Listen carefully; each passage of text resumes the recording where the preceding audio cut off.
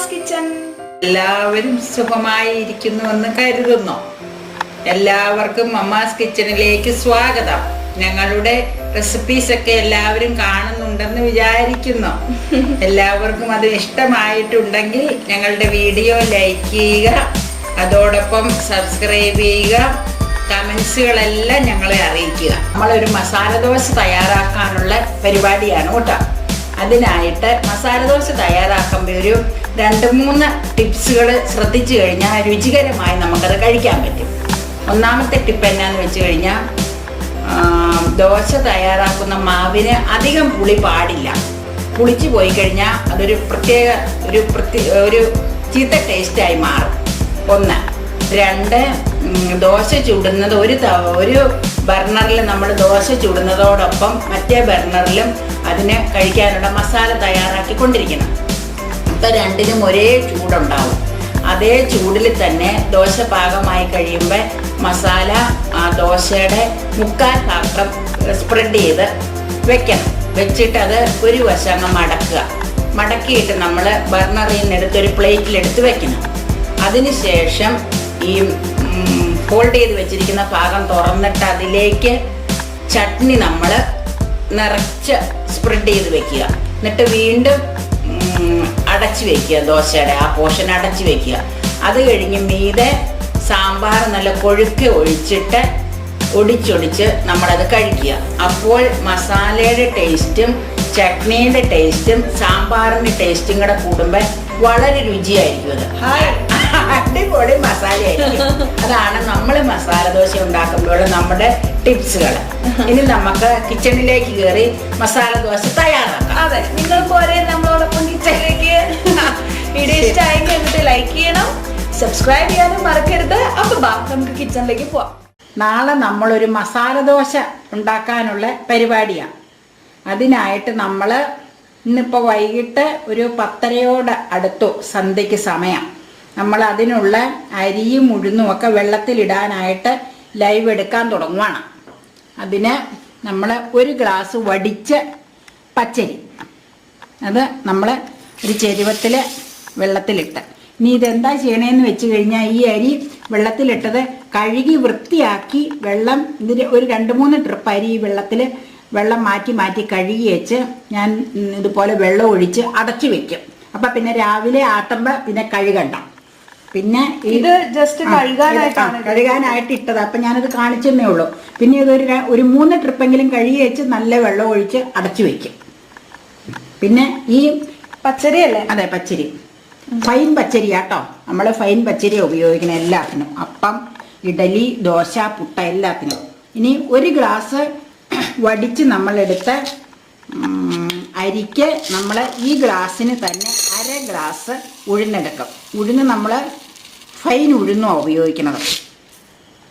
ഏത് ഗ്ലാസ് ആണോ എടുക്കുന്നത്? ഏത് കപ്പോ ഗ്ലാസ്സോ ഏത് അളവ് പാത്രമാണെങ്കിലും ഒരു പാത്രം നിറച്ചെടുക്കുവാണെങ്കിൽ അതിൻ്റെ പകുതി പാത്രം ഉഴുന്നെടുക്കണം. അങ്ങനെയാണ് കണക്ക്. ഇനി ഈ ഉഴുന്ന് വെള്ളത്തിലേക്കിട്ട്, ഉഴുന്ന് നമ്മൾ കഴുകിയെടുക്കണം കേട്ടോ. കഴുകി വെള്ളത്തിലിട്ട് വെക്കണം.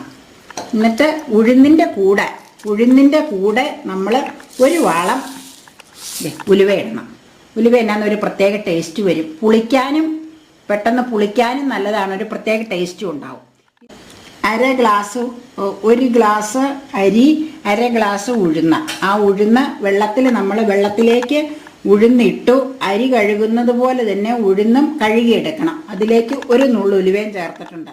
ഇത് കഴുകിയിട്ട് അരിയും ഉഴുന്നും ഉലുവയും ഇതുപോലെ തന്നെ സെപ്പറേറ്റ് ആയിട്ട് 2 പാത്രത്തിലിട്ട് നെകക്ക വെള്ളം ഒഴിച്ച് കുതിർത്താനായിട്ട് ഇട്ടിട്ട് അടച്ചു വെക്കണം. എന്നിട്ട് രാവിലെ നമ്മൾ അരച്ചെടുക്കുകയാണ് ചെയ്യണത്. അരയ്ക്കുമ്പോൾ ഈ സ്പൂണിന് വടിച്ച് 1 സ്പൂൺ ചോറ് ചേർക്കണം. സോഫ്റ്റ്നെസ്സിന് വേണ്ടിയാണ്. നമ്മൾ ഉഴുന്ന് ഇട്ട് വെക്കണ വെള്ളം ഒഴിച്ചാണ് ഇത് ആട്ടണത്. പിന്നെ ബാലൻസ് വേറെ വെള്ളം ചേർത്താൽ മതി. ഇപ്പം രാത്രി 10:30 രാവിലെ ഒരു 7 മണിക്ക് ആട്ടും ഞാൻ. അപ്പം വൈകുന്നേരം 3 ആകുമ്പോഴത്തേക്കും ചൂടാം. അങ്ങനെ പോയി വേനൽക്കാലാകുമ്പോൾ പെട്ടെന്ന് പൊങ്ങി വന്നോളും. പിന്നെ നമ്മൾ ഉലുവ ചേർക്കണ്ടല്ലോ പുളിക്കാൻ. അതുകൊണ്ട് ഇത്രയും ചേർത്ത് അരച്ച് വെച്ച് കഴിഞ്ഞാൽ രാവിലെ നമ്മൾ ഒരു 6 മണിക്കൂർ മതി പൊങ്ങാൻ. ഇത്രയേ ഉള്ളൂ പരിപാടി. രാവിലെ നമുക്ക് ആട്ടണം, പിന്നെ മസാല തയ്യാറാക്കണം. അപ്പൊ അതെല്ലാം നമുക്കിനി നാളെ കാണാം. നമ്മൾ മസാല ദോശയ്ക്കുള്ള മസാല തയ്യാറാക്കാനുള്ള ഐറ്റംസാണ് ഇവിടെ വെച്ചിരിക്കുന്നത്. അതിനായിട്ട് നമ്മൾ ഒരുവിധം മുഴുത്ത 4 ഉരുളൻകിഴങ്ങ്, ഒരു ക്യാരറ്റ്, ഒരു ബീട്രൂട്ടിൻ്റെ ഹാഫ് പോർഷൻ, പിന്നെ ഒരു മീഡിയം സൈസ് സവോളയും 2 ചെറിയ സവോളയും കൂടെ എടുത്തിട്ടുണ്ട്.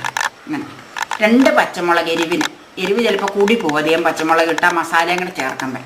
പിന്നെ ഒരു കുഞ്ഞു കഷ്ണം ഇഞ്ചി. ഇത്ര ഐറ്റംസാണ് മസാലയ്ക്കുള്ളത്. അപ്പം നമ്മൾ ആദ്യം എന്നാ ചെയ്യണമെന്ന് വെച്ചാൽ ഒരു പ്രഷർ കുക്കറിലേക്ക് വെള്ളം ഒഴിച്ച് അതിനാവശ്യത്തിനുള്ള ഉപ്പ് ഇട്ടേച്ച് ഈ 4 ഉരുളൻകിഴങ്ങും ഈ ബീറ്റ്റൂട്ടും കൂടെ ഒന്ന് പുഴുങ്ങിയെടുക്കണം. അത് പുഴുങ്ങിയെടുക്കണ സമയത്ത് നമുക്ക് ഇപ്പുറത്തെ അടുപ്പിൽ ക്യാരറ്റും സവോളയും പച്ചമുളകും ഇഞ്ചിയും എല്ലാം കൂടെ അരിഞ്ഞേച്ച് വഴറ്റിയെടുക്കാം. അപ്പം ഇത് വഴന്നു വരുമ്പോഴത്തേക്കും ഇത് പുഴുങ്ങി കിട്ടിക്കഴിഞ്ഞാൽ വെയിറ്റ് മാറ്റി ഇത് തണുത്തതിന് ശേഷം നമുക്ക് ഉരുളൻകിഴങ്ങിൻ്റെ തൊലിയും പൊളിച്ച് ബീറ്റ്റൂട്ടിൻ്റെയും തൊലി പൊളിച്ചേച്ച് നമുക്ക് കൈകൊണ്ട് ഞരടി ഈ മസാലയിലേക്ക് അടുപ്പത്തേക്ക് ചേർക്കാം. പിന്നെ അതിനുള്ള മുളക് പൊടിയും മഞ്ഞൾപ്പൊടിയും ഇച്ചിരി ഗരം മസാലയും ചേർക്കണം. അത് ചേർത്ത് മിക്സ് ചെയ്ത് കഴിഞ്ഞാൽ ഇതിനുള്ള മസാല റെഡിയാവും. അപ്പോൾ മസാല ഇതിൻ്റെ റെഡി ആയിക്കഴിഞ്ഞാൽ ഉടനെ ദോശമാവ് പൊങ്ങി തുടങ്ങുവാണെങ്കിൽ പുളിച്ച് വന്നിട്ടുണ്ടെങ്കിൽ നമുക്ക് ദോശ ഇപ്പുറത്ത് ചുടുക, മസാല കോരി അതിലേക്ക് നിറയ്ക്കുക, മടക്കുക, സാമ്പാറും തേങ്ങാ കട്ട ചമ്മന്തിയും ചേർത്ത് കഴിക്കുക. 4 മണി ഇന്നതാണ്. അടിപൊളി. അപ്പൊ അത് കഴിച്ചു കഴിഞ്ഞാൽ ഉടനെ ഡ്രൈവിന് പോണം. അതാണ് ഇന്നത്തെ നമ്മുടെ ഐറ്റം. ഇങ്ങനെയുണ്ട്. അടിപൊളി. എന്റെ മസാല എപ്പോഴും ചെറുതാന്നും പറഞ്ഞുകൊണ്ട് അപ്പ എപ്പോഴും കളിപ്പിക്കും. എനിക്ക് ചെറിയ മസാല ദോശ ഇഷ്ടം. ചെറിയ മസാല ദോശ ആകുമ്പോ അങ്ങ് ചുട്ടേച്ച് അതിൽ നിറച്ച് ഫില്ല് ചെയ്യണം ഇത് മസാല. എന്നിട്ട് നമുക്കത് തുറന്ന് വെച്ചേച്ച് വേണം സാമ്പാറും ചമ്മന്തി അതിലേക്ക് ഒഴിക്കാൻ. സാമ്പാർ അതിലേക്ക് നിറച്ചങ്ങ് ഒഴിക്കണം. കട്ടച്ചമ്മന്തി അരികിലിട്ടേച്ച് തൊട്ട് കൂട്ടണം. എന്റെ താല്പര്യം ഞാനൊരു സാമ്പാർ കുടിയെത്തിയാണല്ലോ.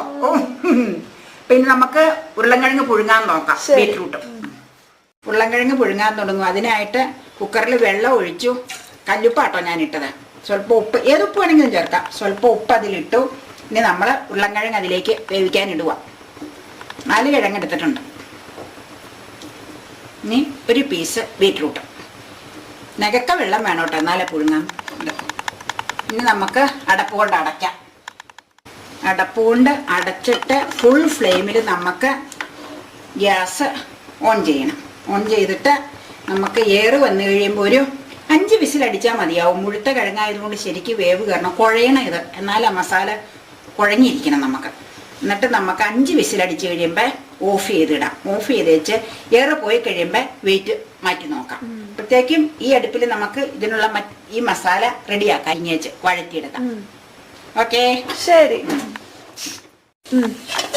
ഇനി നമ്മൾ ചീനച്ചട്ടിയിലേക്ക് സ്വല്പം വെളിച്ചെണ്ണ ഒഴിച്ച് എന്നിട്ട് ഗ്യാസ് ഫുൾ ഫ്ലെയിമിൽ ഓൺ ചെയ്തിരിക്കുന്ന വെളിച്ചെണ്ണ ചൂടായിക്കൊണ്ടിരിക്കണം. അതിലേക്ക് നമ്മൾ ഇതിനുള്ള മസാല ദോശയ്ക്കുള്ള സവോളയും ക്യാരറ്റും ഒരു കുഞ്ഞു കഷ്ണം ഇഞ്ചി ഉണ്ടായിരുന്നു. ഇഞ്ചി പച്ചമുളക് എല്ലാം കൂടെ ഇട്ട് വഴറ്റാനായിട്ട് ഇടുക.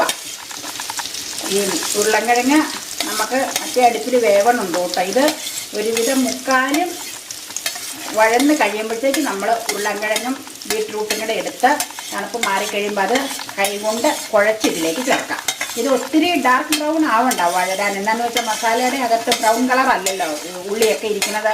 ഒരു ഹാഫ് കുക്ക് മതി. ഇത് ഇച്ചിരി ഉപ്പും കൂടെ തളിച്ചങ്ങായിക്കഴിഞ്ഞാൽ ഒന്ന് വഴന്ന് കിട്ടിക്കോളും. നല്ല കളർഫുള്ളല്ലേ. ഇനിയിപ്പോൾ നമുക്ക് ബീറ്റ്റൂട്ട് ഉരുളനും കൂടെ ചേരുമ്പോൾ കുറച്ചുകൂടെ രസം വരൂലേ. ബീറ്റ്റൂട്ട് ഞാൻ ഇച്ചിരി ഇട്ടോളൂ, പറഞ്ഞില്ലേ.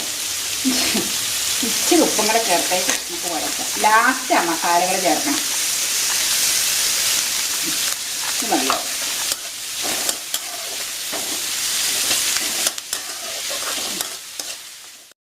നമ്മൾ പുഴുങ്ങാൻ വെച്ചിരുന്ന ഉരുളക്കിഴങ്ങും ബീറ്റ്റൂട്ടും വെന്ത് ഞാനത് കൈകൊണ്ടൊന്ന് ഞരടി വെച്ചിരിക്കുന്നതാണ്. ഒരെണ്ണം ഞാൻ എങ്ങനെയാണ് ഞരടണമെന്നൊന്ന് കാണിക്കാം. ഇത് ചുമ്മാ നന്നായിട്ട് വേവും. ഒരു 5 വിസിലടിച്ചു കേട്ടോ. 5 വിസിലടിച്ചതിന് ശേഷം ഓഫ് ചെയ്തിട്ട് തുറന്നപ്പോൾ ശരിക്കും കുഴഞ്ഞിരുന്നു. ഇനി ഇതേ ചുമ്മാ ഇങ്ങനെ കൈകൊണ്ടതേ ഇങ്ങനെ കാണിക്കുമ്പോൾ കുഴഞ്ഞിരിക്കണോണ്ടത് ചുമ്മാ അങ്ങ് ഞരടി ചേർത്താൽ മതി. ബീറ്റ്റൂട്ട് അത്രയും കുഴയൂല, പക്ഷെ ഞാനത് കൈകൊണ്ട് ശരിക്കും അങ്ങ് ഇത് ചെയ്തതാ, ഞരടി ആക്കിയതാ. അത് ഇച്ചിരി കടുപ്പമുള്ളത് കൊണ്ട് പൊട്ടറ്റോ പോലെ അത്രയും ഇതാവൂല. പക്ഷെ നമുക്കങ്ങ് ഞരടി ചേർത്താൽ മതി. നല്ല ഭംഗി കാണാൻ. ഇനി നമുക്ക് ഈ ഓണിയനും ക്യാരറ്റും പച്ചമുളകും ഒക്കെ വഴറ്റാൻ ഇട്ടേക്കണയിലേക്ക് ഇത് ചേർക്കാം. ഓഫ് ചെയ്തേക്കല്ലേ? ഓഫ് ചെയ്തേക്കും. ഇത് ചേർത്ത് കഴിഞ്ഞിട്ട് നമുക്ക് ഓൺ ചെയ്ത് ശരിയാക്കാം. ഇച്ചിരി വേപ്പിലയും ചേർത്തിട്ടുണ്ട് ഈ കൂടെ. പിന്നെ വേണമെങ്കിൽ ലാസ്റ്റ് ചേർക്കാം വേപ്പിലൊക്കെ. ശരിക്കും നല്ല കളർഫുള്ളായിരിക്കും. കണ്ടാൽ തന്നെ രസമല്ലേ, പല കളറുകൾ. കൈ കഴിച്ചു. ഇനി നമ്മൾ ഈ വഴറ്റി വെച്ചിരിക്കുന്നത് സവോളയും ക്യാരറ്റും ഒക്കെ ആയിട്ട് പൊട്ടറ്റോയും ബീറ്റ്റൂട്ടും കൂടെ മിക്സ് ചെയ്യണതായി കാണിക്കണത്. പച്ചമുളകും എല്ലാം കൂടെ മിക്സ് ചെയ്തിട്ട് നമുക്ക് എന്നാ ചെയ്യേണ്ടതെന്ന് വെച്ച് കഴിഞ്ഞാൽ ഗ്യാസ് ഓൺ ചെയ്ത് മീഡിയം ഫ്ലെയിമിൽ കിടക്കുക കേട്ടോ. അതിലേക്ക് ഇനി നമുക്ക് മസാലകൾ ചേർക്കാം. ഇതിന് വേണ്ട മസാലകൾ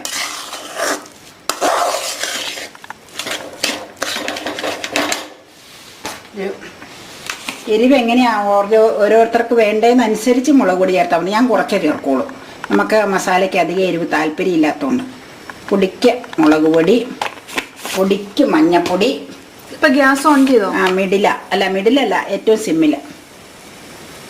ഇത് വേവണമല്ലോ. ഇതിൻ്റെ മീതെ ഇടുന്നതുകൊണ്ട് അങ്ങനെ കരിയൂല. മസാലയുടെ അല്ല, ഇതിൻ്റെ മീതായിട്ടല്ലേ വീഴുന്നത്. പിന്നെ സ്വല്പം ഗരം മസാല, അത് കുറച്ച് മതി. കുത്തൽ വന്നാൽ കൊള്ളില്ല. പൊടിക്കും മതിയോ. ഇനി നമുക്ക് നന്നായിട്ടങ്ങ് മിക്സ് ചെയ്യണം.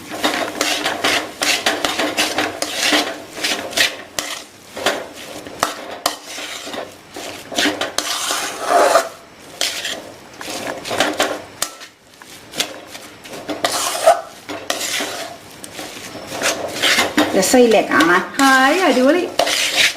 നല്ല കുഴഞ്ഞിരിക്കണം. ഇനി സ്വല്പം വെള്ളം ചേർക്കണം നമുക്കൊരു പൊടിക്ക്, ശരിക്കും കുഴയാൻ വേണ്ടി. ഈ മസാല സെപ്പറേറ്റ് ആയിട്ടും നമുക്ക് പൂരിയുടെ ദോശയുടെ ഒക്കെ ഒപ്പമായിട്ട് നമുക്ക് കഴിക്കാം. നമ്മൾ ചപ്പാത്തിക്ക് ഉണ്ടാക്കുന്ന സബ്ജി ഇത്. ചപ്പാത്തിക്കും പൂരിക്കും ദോശയുടെ ഒപ്പം വരെ നമുക്ക് സെപ്പറേറ്റ് ആയിട്ട് ഇത് കഴിക്കാവുന്നതാണ്. വളരെ ടേസ്റ്റിയാണ്. സ്വല്പം ചെറു ചൂടുവെള്ളം ആട്ടോ. ഞാൻ ചൂടായിട്ട് തണുത്തു പോയി. ചൂടാക്കിയ വെള്ളം. പച്ചവെള്ളം ചോദിച്ചാൽ പച്ച ചോദിക്കും. അതുകൊണ്ട് ചൂടാറിപ്പോയി എങ്കിലും വാടലേവ ഉണ്ടാവില്ല. ഇനി നമുക്ക് സ്വല്പം നമ്മുടെ കൃഷിത്തോട്ടത്തിൽ നിൽക്കണ മല്ലിയില ചെടിയിൽ നിന്ന് സ്വല്പം അരശിൻ ചീര ഇല ഉപയോഗിക്കാൻ നേരത്തെ നമുക്ക് കൊണ്ടുവന്ന് പറിച്ചതിലേക്ക് ചേർക്കാം. ഇനി ഒരു 2 കുരുമുളകും കൂടെ ചതച്ച് ചേർത്തേക്കാം. കുരുമുളകിൻ്റെ ടേസ്റ്റ് നല്ലതല്ലേ ഇതിന്. ഇതും കൂടെ കഴിഞ്ഞാൽ തീ നമുക്ക് ഓഫ് ചെയ്യാം. അപ്പോൾ ഏറ്റവും തീ കുറച്ചാട്ടോ ഇട്ടേക്കണം. പിന്നെ നമുക്ക് ഉപയോഗിക്കാൻ നേരത്ത് മസാല ചൂടാൻ നേരത്ത് ചൂടാക്കണമല്ലോ മസാല. എന്തായാലും ചെയ്യാം. ഒരു 2 കുരുമുളകും കൂടെ ചതച്ചുകൊണ്ട് വരട്ടെ. 2-3 കുരുമുളക് അമ്മ എടുത്തോളൂ. ചതച്ചത് ചേർക്കും. എരിവ് കൂടിപ്പോയ മസാല പിന്നെ കുത്തലാവൂലേ. സാമ്പാറിനും ഒക്കെ എരിവുണ്ടാവും, കട്ടച്ചട്നിക്കും എരിവാണ്. അപ്പൊ പിന്നെ എരിവേന്നും പറഞ്ഞു. അതുകൊണ്ട് അത് ചതച്ചതും ചേർത്ത് ഇനി നമുക്ക് ഗ്യാസ് ഓഫ് ചെയ്ത് അടച്ചു വെക്കാം. പിന്നെ വൈകുന്നേരം ആകുമ്പോഴത്തേക്കും, ഇപ്പൊ മണി 2 മണി ആവണേ ഉള്ളൂ. വൈകുന്നേരം ഒരു 4 മണി ആകുമ്പോഴത്തേക്കും ദോശമാവ് പൊങ്ങും. അപ്പം ദോശ ചുട്ട് മസാല അതിൻ്റെ അകത്ത് വെച്ച് മസാല ദോശ അങ്ങ് കഴിച്ചു കളയാം. അങ്ങനെയുണ്ടോ? അടിപൊളി സാധനല്ലേ. മസാല കൊള്ളാമോ? പിന്നെ നമുക്ക് സെപ്പറേറ്റ് ആയിട്ട് ഇടയ്ക്കിടയ്ക്ക് ഇങ്ങനെ ഉണ്ടാക്കാവുന്നതാണ് കേട്ടോ, മസാല മാത്രമായിട്ട്. ഈ ഒരു ഇങ്ങനെ നമ്മള് രാവിലെ ആട്ടിയിട്ടതേ ദോശമാവ് കണ്ടോ നൊരഞ്ഞ് പൊങ്ങി വന്നേക്കണേ. എന്ത് നൊരഞ്ഞാന്ന് നോക്കിക്കേ. സ്മെല്ല് കിട്ടുമായിരുന്നെങ്കിൽ സൂപ്പർ ആയിരുന്നു വീഡിയോയില്. ഇത് ദോശയ്ക്കാകുമ്പോ ഇങ്ങനെ ഇത്രയും ലൂസായിരിക്കണം. ദോശയ്ക്കും അപ്പത്തിനും ഒക്കെ ഈ ലൂസാ വേണ്ടത്.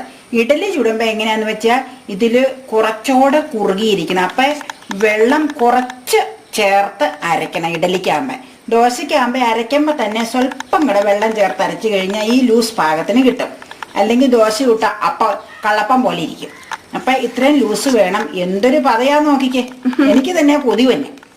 നമ്മുടെ പാലപ്പം ചുടുമ്പോ ഇങ്ങനെയല്ലേ നൊരങ്ങി വന്നെ, വെട്ടയപ്പത്തിനൊക്കെ നൊരങ്ങി വരും പോലെ. ഇനി നമുക്ക് ചുട്ടാലോ? ചുടാം. നമുക്ക് ഗ്യാസ് ഓൺ ചെയ്ത് ഒരു സ്വല്പം നെയ്യ് ചേർത്താട്ടോ നമ്മൾ ചുടുന്നത്. അപ്പൊ ഒരു പ്രത്യേക ടേസ്റ്റ് ഉണ്ടാവും. നെയ്റോസ്റ്റിനൊക്കെ നെയ്യ് ചേർക്കൂലേ, അതുപോലെ മസാലയ്ക്ക് ഇച്ചിരി നെയ്യ് ചേർക്കും. ഇതാണ് ഇതിന്റെ കൺസിസ്റ്റൻസി, ദോശയുടെ കൺസിസ്റ്റൻസി. ദോശയുടെ ഉണ്ടോ? ഈ ഒരു പരുവത്തില് അരച്ചെടുക്കണം. അല്ലേ? അരയ്ക്കുമ്പോ തന്നെ ദോശയ്ക്കാകുമ്പോ ഇച്ചിരി വെള്ളം വേണം.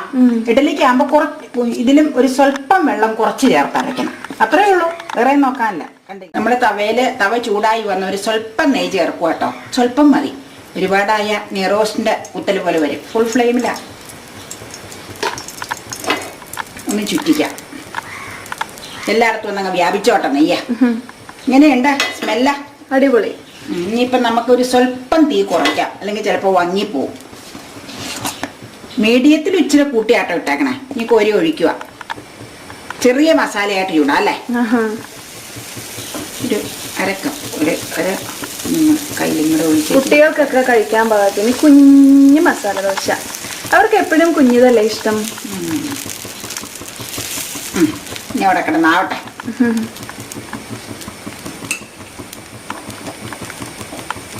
ഇനി നമുക്ക് മസാല ദോശ ചുടുന്നതിൻ്റെ ഒപ്പം തന്നെ നമ്മൾ റെഡിയാക്കി വെച്ചിരിക്കുന്ന അകത്ത് വെക്കാനുള്ള ഈ മസാലയില്ലേ, ഈ മസാല കൂട്ടും കൂടെ ചൂടാക്കണം. കാരണം മസാല ദോശ ചൂടാകുന്നത് പോലെ തന്നെ ഇതിൻ്റെ അകത്ത് ഗ്രേവി നന്നായിട്ട് ചൂടായിട്ട് അതിലേക്ക് വെക്കണം. എന്നാലേ ചൂടായിട്ട് കഴിക്കാൻ പറ്റുള്ളൂ. അതാണ് അതിൻ്റെ ടേസ്റ്റ്. തന്നെയല്ല, ദോശയുടെ അകത്ത് സഫീഷ്യൻ്റ് ആയിട്ട് ഗ്രേവി വയ്ക്കുകയും ചെയ്യണം, മറഞ്ഞ്. ഇനി ഇതും നമുക്കൊന്ന് ചൂടാക്കിയെടുക്കാം.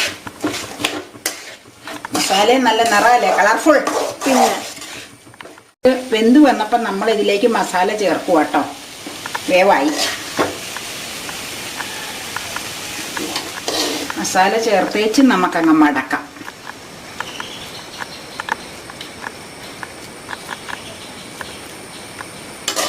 പച്ചമുളക് ഇട്ടേക്കണോണ്ട് കടിക്കുമ്പോൾ സൂക്ഷിച്ചോളണം, ഇടയ്ക്ക് കടിക്കാതെ. ഇനി നമുക്ക് അതിൽ വെച്ച് തന്നെ അങ്ങ് കോരി മടക്കിയെടുക്കാം. കാണിച്ചു തരാം.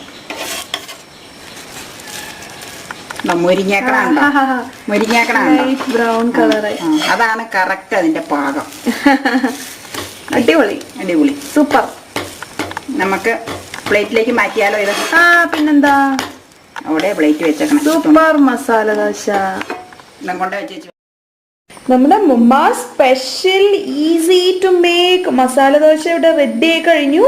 സൂപ്പർ ടേസ്റ്റ് ആണ് കേട്ടോ, പറയാതിരിക്കാൻ വയ്യ. നല്ല ഹോം മെയ്ഡ് മസാല ദോശയാണ്, സൂപ്പർ ടേസ്റ്റിയാണ്. എല്ലാവരും ട്രൈ ചെയ്ത് നോക്കുക. കണ്ടോ, നല്ല ലൈറ്റ് ബ്രൗണിഷ് കളറൊക്കെ ആയിട്ടാണ് അതിൻ്റെ ബാക്ക് സൈഡിൽ വന്നിട്ടുണ്ട്. അപ്പോൾ എല്ലാവരും ട്രൈ ചെയ്ത് നോക്കുക. വളരെ ഈസി ആയിട്ടും വളരെ സ്വാദിഷ്ടവുമായിട്ടും നമുക്ക് ഈവനിങ് ആയിട്ടും വേണമെങ്കിൽ രാവിലെ ആയിട്ടും ഉണ്ടാക്കാവുന്ന ബ്രേക്ക്ഫാസ്റ്റ് ആയിട്ട് കഴിക്കാം ഡിഷാണ്. അടിപൊളിയാണ്. കുട്ടികൾക്കാണെങ്കിൽ ഇത്തിരി കൂടി സ്മോൾ ആയിട്ട് വേണമെങ്കിൽ നമുക്ക് ഉണ്ടാക്കാം. ഇച്ചിരി വലുതായി പോയി. അതെ, അപ്പോൾ എല്ലാവർക്കും ഇഷ്ടമായി എന്ന് വിചാരിക്കുന്നു. ഇഷ്ടമായെങ്കിൽ ട്രൈ ചെയ്യുക. ട്രൈ ചെയ്തിട്ട് കമന്റ്സ് താഴെയുള്ള കമന്റ് ബോക്സിൽ അറിയിക്കുക. ചാനൽ ഇതുവരെയും സബ്സ്ക്രൈബ് ചെയ്തിട്ടില്ലെങ്കിൽ ഇപ്പം തന്നെ സബ്സ്ക്രൈബ് ചെയ്തോളൂ. അതുപോലെ സബ്സ്ക്രൈബ് ചെയ്യുമ്പോൾ തൊട്ടടുത്തുള്ള കുഞ്ഞു ബെല്ലൈക്കണും കൂടി ക്ലിക്ക് ചെയ്യാൻ മറക്കരുത്. അപ്പോൾ ഫ്യൂച്ചറിൽ ഞാൻ ഓരോ തവണ വീഡിയോ അപ്ലോഡ് ചെയ്യുമ്പോഴും നിങ്ങൾക്ക് ഒന്നും മിസ്സാകാതെ കാണാൻ പറ്റും. അതുപോലെ ഫാമിലിക്കും ഫ്രണ്ട്സിനും റിലേറ്റീവ്സിനും എല്ലാവർക്കും ഷെയർ ചെയ്ത് കൊടുക്കുക. അവരോട് സബ്സ്ക്രൈബ് ചെയ്യാൻ പറയുക. സോ മറ്റൊരു ബ്യൂട്ടിഫുൾ ഡിഷായിട്ട് നമുക്ക് വീണ്ടും കാണാം കേട്ടോ. അതുവരേക്കും ബൈ ബൈ.